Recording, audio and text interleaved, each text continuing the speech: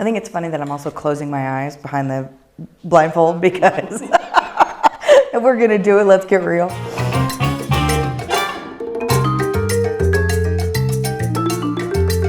Breakfast to me is my favorite meal of the day, and my favorite thing is a barbacoa taco. No matter where it comes from, it's my favorite, and every time I get a chance, I have a barbacoa taco. My go-to breakfast taco, carne guisada. That's like what I've liked since I was a little kid. I've got my little favorites around town, so carne guisada is definitely like number one. When I do go eat breakfast, and I do not eat at my house, I love to go to the Hi-Ho restaurant. It's great. It's a great neighborhood.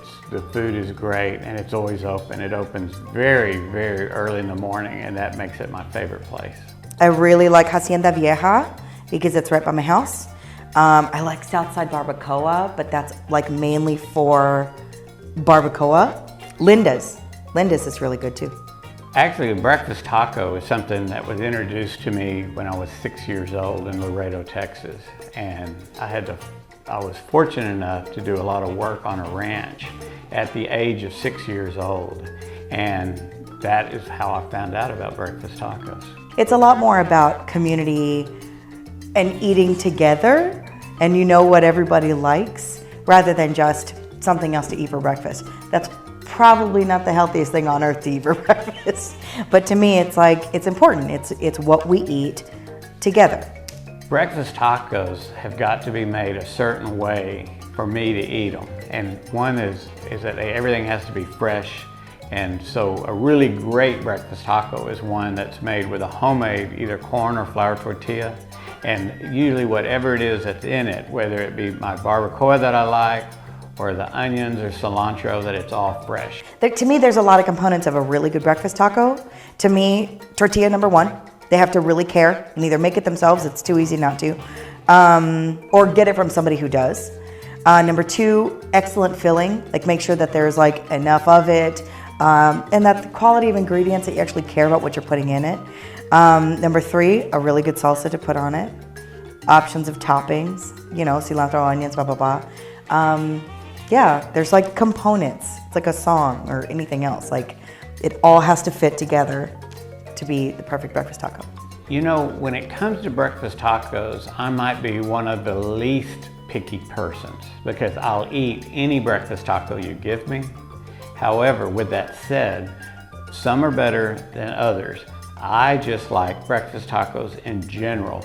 I'm very picky. I want quality because we're from here, because we're from Corpus Christi. We know what breakfast tacos are supposed to taste like. This is like the capital of Texas, breakfast tacos. Breakfast tacos for me are one of the most serious things on a menu. I really, really do take them serious because I think there has to be a lot of love and care that goes into a breakfast taco. And if there isn't any love and care for it, then you don't have a breakfast taco. I do. We love them here, you know, so it's like a food group. So it's like breakfast tacos. I want to make sure that it has all the right components, and it's from people that I want to support too. That helps. I can honestly say I've never had a bad breakfast taco. I've had some that are really weak, but I've never had a bad breakfast taco. Number one thing about a bad breakfast taco is a shitty tortilla. If they're this skimping, the fillings are skimpy, or if they're lopsided or they don't wrap them well and we're not eating them there, and then you take it home and you're like trying to sneak a bite in the car, or like you finally get home and everything's out of the bag and it's not wrapped well, no, can't do it.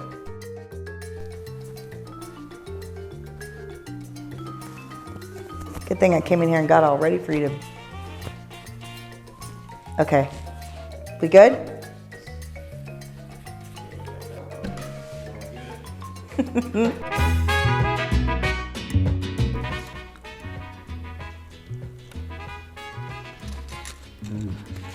Okay, oh my God, it's heavy.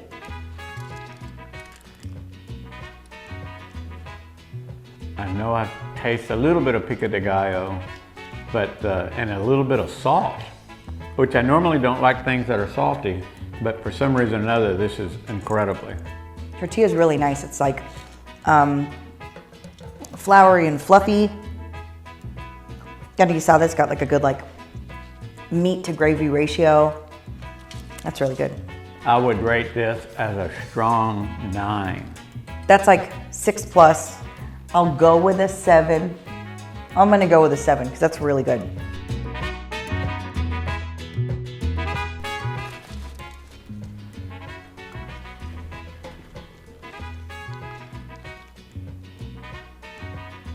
But what is incredible about this is the flour tortilla is off the wall. I mean, this is one of the best flour tortillas I've ever had. Good. Meaty. I really like this tortilla though. It's like the fluffy kind you can feel on your fingers. Once again, the flour tortilla is off the wall. I don't taste a lot of spices or ingredients in it. So I'm gonna give this breakfast taco, I'm gonna give it a 5, from a 1 to 5. It gets a 6. It gets a 6.5 because of this awesome tortilla, and the carne guisada itself is like a 5.5. So let's give it a solid 6. Deal?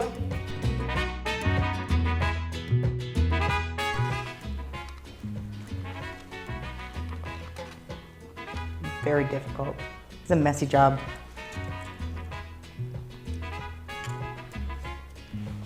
This barbacoa is delightful. The flavor, everything about the barbacoa itself is wonderful. Let me try a couple more bites. Has a lot of pepper in the gravy.